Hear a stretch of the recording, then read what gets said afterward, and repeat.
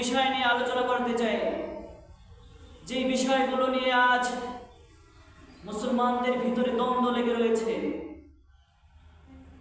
যে তারাবি কেউ বলতেছে 8 রাকাত পড়ব, কেউ বলতেছে 12 রাকাত পড়ব, কেউ বলতেছে 20 রাকাত পড়ব, কেউ বলতেছে 4 রাকাত পড়ব, কেউ বলতেছে 2 রাকাত পড়ব। আসুন, নবী করিম সাল্লাল্লাহু আলাইহি ওয়াসাল্লাম দুইটা পন্থা বলে দিয়েছেন,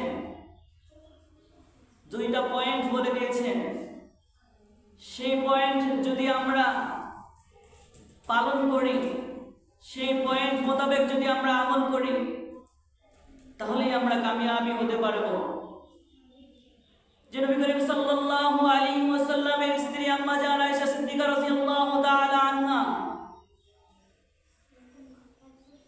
তিনি বুখারী শরীফের 1129 নম্বর হাদিসের ভিতরে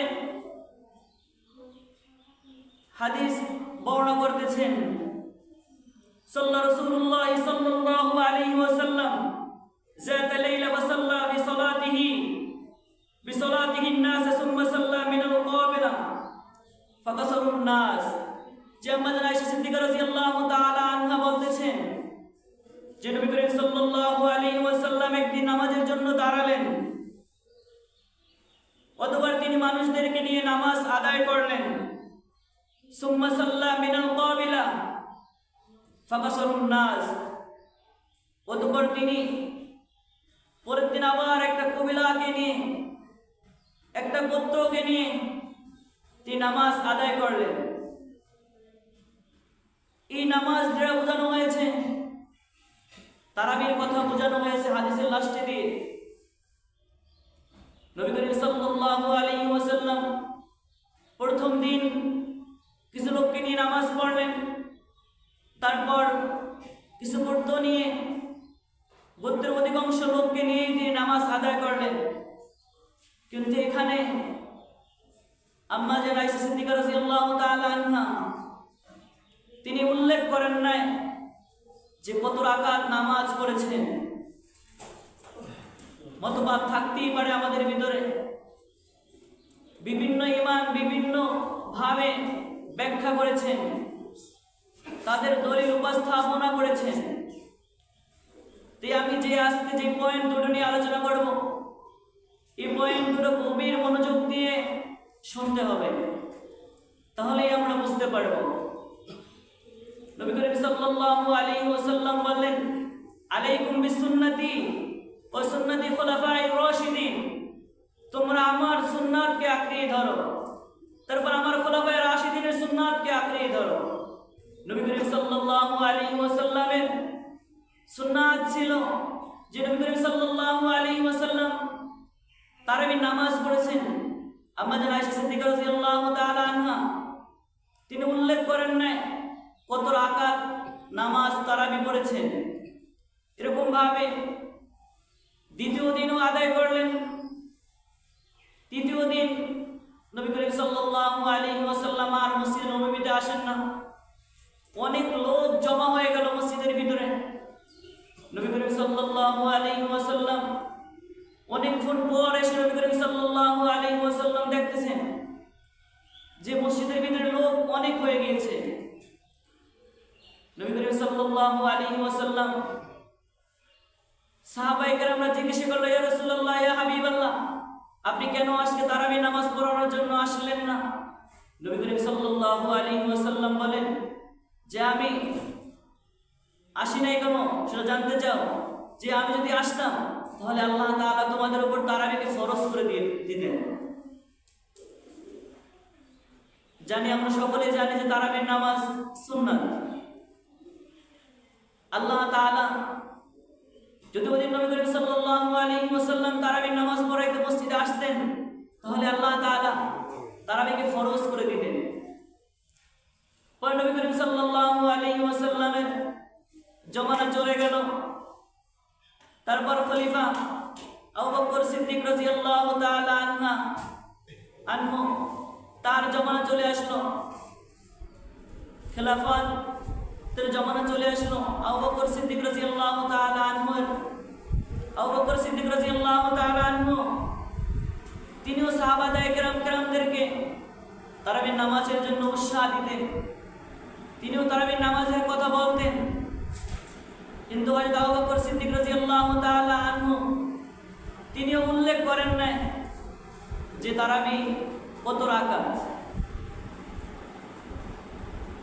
মুসলিম শরীফের ভিতরে 1665 নম্বর হাদিসের ভিতরে নবী করিম সাল্লাল্লাহু আলাইহি ওয়াসাল্লাম বলেন, কানা রাসূলুল্লাহ সাল্লাল্লাহু আলাইহি ওয়াসাল্লাম ইরাকুবুন নাসা ফি কিয়ামি রমাদানা মান কামা রমাদানা ঈমানান ওয়া ইহতিসাবান গুফিরা লাহু মা তাকাদ্দামা মিন যামবিহি। যে নবী করিম সাল্লাল্লাহু আলাইহি ওয়াসাল্লাম বলেন যে ব্যক্তি রমজান মাসে ঈমানের সাথে ন্যায়ের সাথে ইবাদত বন্দেগী করবে, তারাবি আদায় করবে, রোজা পালন করবে, আল্লাহ সুবহানাহু ওয়া তাআলা তাদের আগের সমস্ত গুনাহগুলোকে মাফ করে দিবেন। হযরত আবু বকর সিদ্দিক রাদিয়াল্লাহু তাআলা আনহু এই হাদিসের দৃষ্টিকোণ থেকে তিনি সাহাবায়ে কেরামদেরকে উৎসাহ দিতেন যে তোমরা তারাবির নামাজ পড়ো, তোমরা রোজা রাখো, ইবাদত বন্দেগী করো। তিনি আমলের প্রতি উৎসাহ দিয়েছেন। তারপর হযরত আবু বকর রাদিয়াল্লাহু তাআলা আনহু যখন চলে গেলেন, চলে যাওয়ার পর আসেন হযরত ওমর রাদিয়াল্লাহু তাআলা আনহু। খেলাফতের জামানায় হযরত ওমর রাদিয়াল্লাহু তাআলা আনহু এর যুগ আসলো।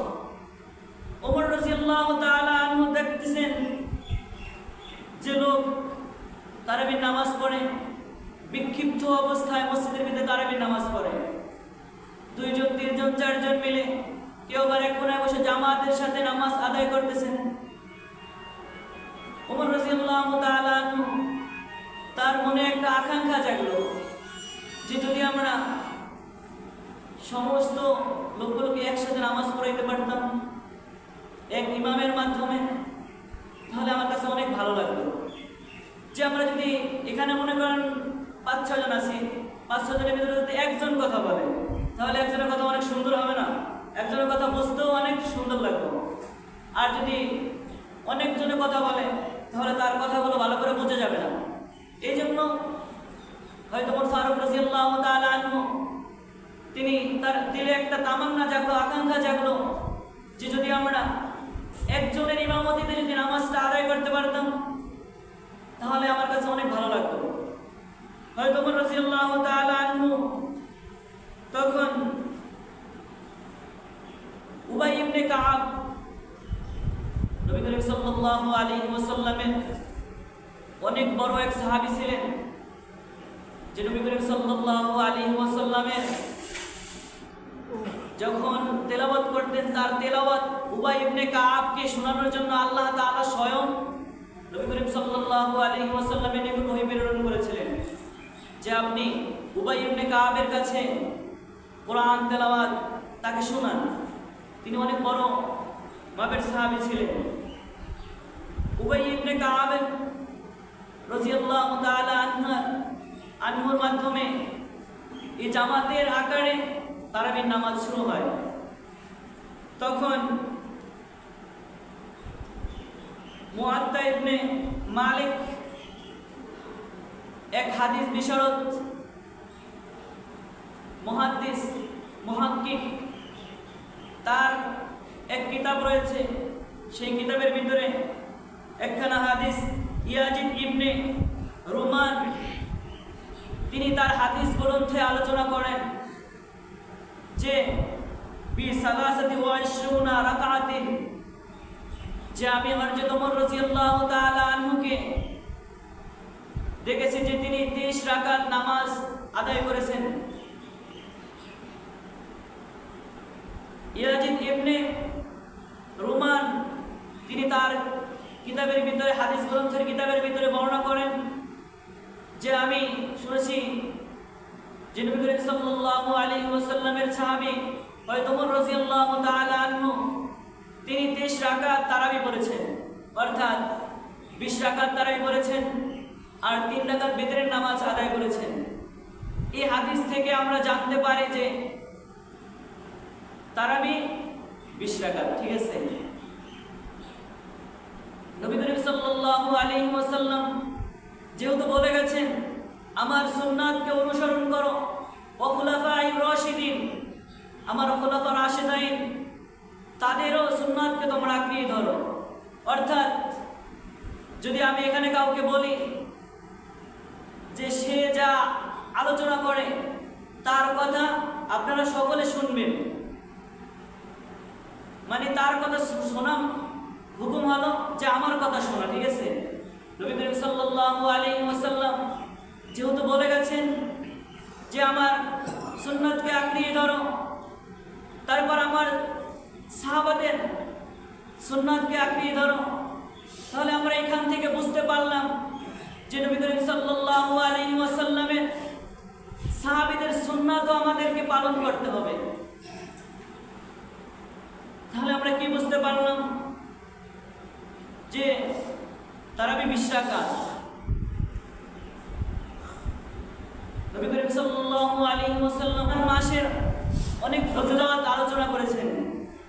তার ভিতরে নবী করিম সাল্লাল্লাহু আলাইহি ওয়াসাল্লাম বলতেছেন কুল্লু আমালি ইবনে আদম ইউদাইফুল হাসানাতু বিআশরি আমসালিহা ইলা 700 জিআফিন। যে নবী করিম সাল্লাল্লাহু আলাইহি ওয়াসাল্লাম বলেন আদম সন্তানের প্রত্যেক নেক আমলের সওয়াব 10 গুণ হইতে 27 গুণ পর্যন্ত বৃদ্ধি করে দেওয়া হবে।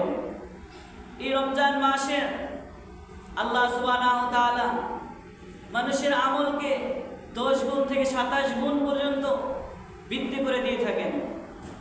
তারপর বলা হয় যে একটা সুন্নাত যদি কেউ রমজান মাসে পালন করে তাহলে একটা সুন্নাতকে ফরজ পালন করলে, রমজান ছাড়া ফরজ নামাজ আদায় করলে যে সওয়াব পাওয়া যায়, রমজানের ভিতরে একটি সুন্নাত আমল করলে সেই পরিমাণ সওয়াব পাওয়া যায়। নবী করিম সাল্লাল্লাহু আলাইহি ওয়াসাল্লাম পরে বলতেছেন ক্বালাল্লাহু তাআলা ইল্লা সাওমা ফাইন্নাহু লি ওয়া আনা আজজি বিহি ইয়াদউ শাহওয়াতু ওয়া তাআমুহু মিন আজলি সিয়ামি ফারহাতানি ফারহাতুন ইনদা ফিতরিহি ওয়া ফারহাতুন ইনদা লিকাই রাব্বিহ।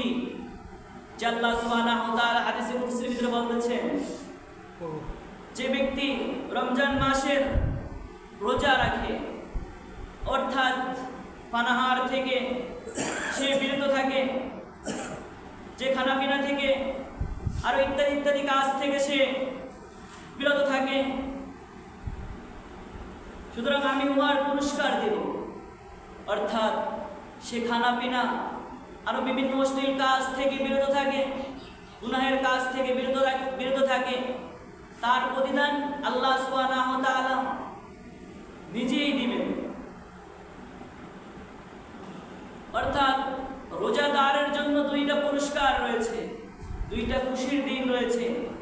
একটা হলো রমজান মাসে যখন সে ইফতার সামনে নিয়ে বসে থাকে, পুরো ইতিমের মতো বসে থাকে, ইচ্ছা করলে সে ইফতার সাথে সাথে খেতে পারে, কিন্তু তার ভিতরে আল্লাহ তাআলার ভয় রয়েছে। আল্লাহ তাআলার ভয়ের কারণে সে ইফতার খাচ্ছে না। এই জন্য যখন সে ইফতার খায় তখন তার ভিতরে একটা আনন্দ তার মনের ভিতরে বয়ে যায়, এই একটা আনন্দ রয়েছে। আরেকটি আনন্দ হলো আল্লাহ সুবহানাহু ওয়া তাআলা যারা রমজান মাসে দৃঢ়তার সাথে আল্লাহ তাআলার ফরজ রোজা এবং রোজার পাশাপাশি নফল ইবাদত যারা পালন করে যাবে তাদের জন্য আল্লাহ তাআলা নিজ হাতে তাদের পুরস্কার দিবেন কাল কিয়ামতের ময়দানে।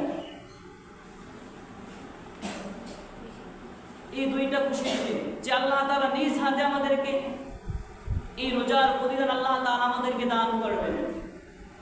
তাই আমরা এখন থেকেই প্রতিজ্ঞা করব যে আল্লাহ তাআলা আমাদেরকে যত বছর হায়াত দান করেন কোন বছরও আমরা রোজাকে পরিত্যাগ করব না, রোজা ছাড়ব না।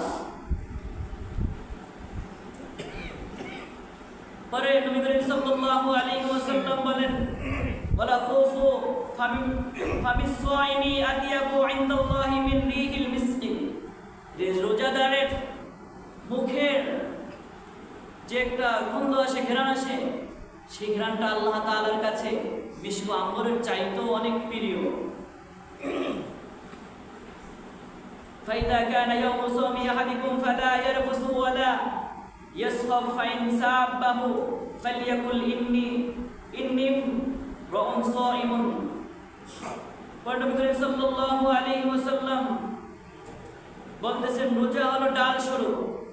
তোমাদের কেউ যেন রোজার দিনে জঘন্য কাজ ও বিবাদ ঝগড়া বিবাদ না করে। যদি কেউ তাহাকে গালি দেয় বা তাহার সহিত কোনো অশ্লীল কথাবার্তা বলে, ঝগড়ায় লিপ্ত হতে চায়, তাহলে তাকে বলে দিবে যে ভাই আমি রোজাদার।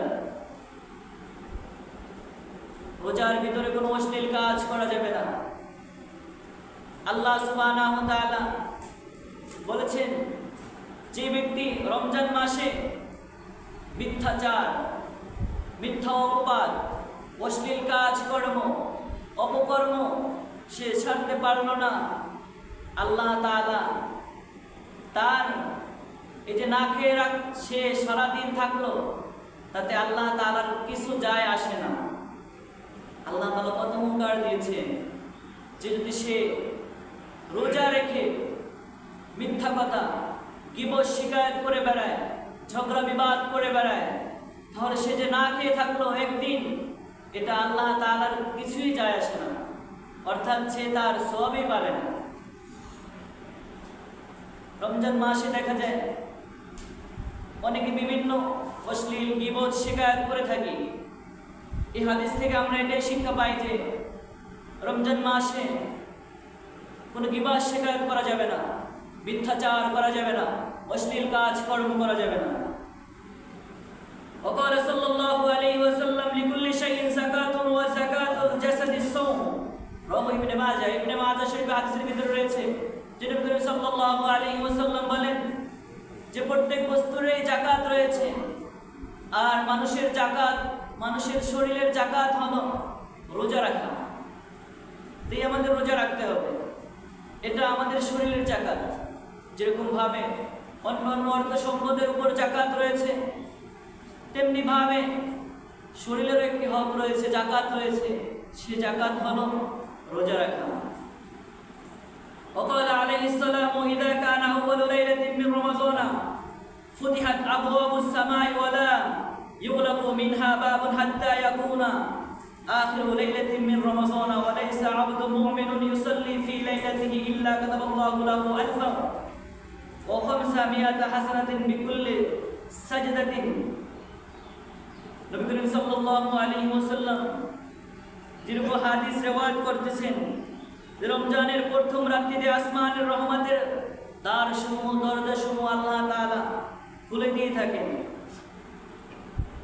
একটাও বন্ধ থাকে না। এই অবস্থায় রমজানের শেষ পর্যন্ত রহমতের দরজাসমূহ খুলে দেওয়া হয়। রমজানের রাত্রে যে মুমিন ব্যক্তি তারাবির নামাজ পড়িবে, তার প্রত্যেক সিজদার পরিবর্তে আল্লাহ তাআলা তাহাকে ১৩,০০০ সওয়াব দান করিবে। সুবহানাল্লাহ। এবং তাহার জন্য বেহেশতে লাল ইয়াকুত পাথরের একখানা বাড়ি তৈরি করে দিবে। আল্লাহ তাআলা যদি আমাদেরকে জান্নাতে ঘর তৈরি করে দেয়, তাহলে আল্লাহ তাআলার ইবাদত করতে আমাদের বাধা কিসের?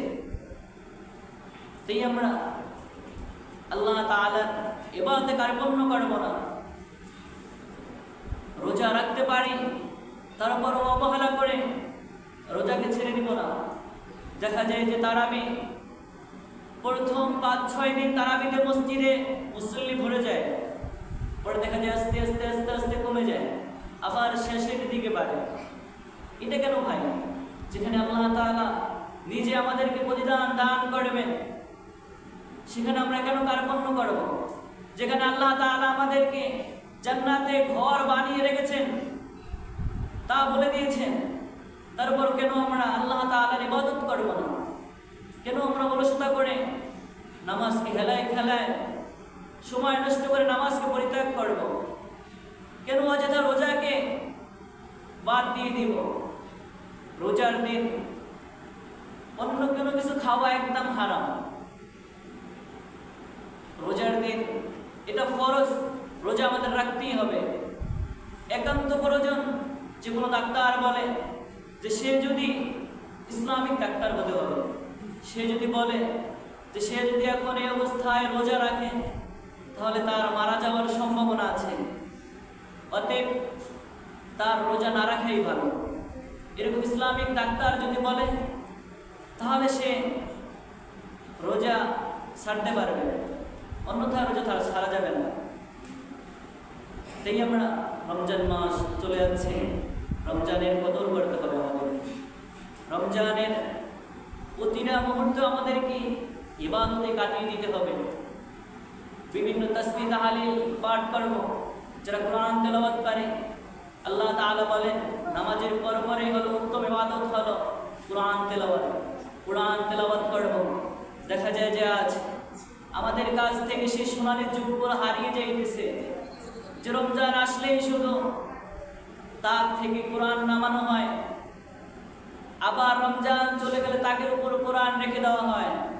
দেখা যায় যে যখন তাক থেকে কোরআন নামানো হয় তখন কোরআনের উপরে বিভিন্ন ময়লা আবর্জনায় ভরে যায়, সারা বছর খোঁজ থাকে না। যখন রমজান চলে আসে তখন তাক থেকে কোরআনকে নামানো হয়, আবার রমজান চলে গেলে তাকে আবার কোরআন রেখে দেওয়া হয়। না না ভাই, এরকম করা যাবে না। প্রত্যেক মুসলমানের উপর কোরআনের হক রয়েছে। কোরআনের হক হলো প্রত্যেক বছরে কমস কম 2 খতম কোরআন দেওয়া। আলহামদুলিল্লাহ, আমি রমজান আসার আগেই অলরেডি 3 খতম দিয়ে ফেলেছি। রমজানে আসা আছে, আরো প্রায় 3-4 খতম দেওয়া হবে। রমজানে কোরআন তেলাওয়াত করতে হবে, তারপর পাশাপাশি নফল ইবাদত করতে হবে, সময়কে নষ্ট করা যাবে না। আল্লাহ তাআলা এতক্ষণ আমি যা বললাম সর্বোপরি আমাকে এবং আমাদের সকল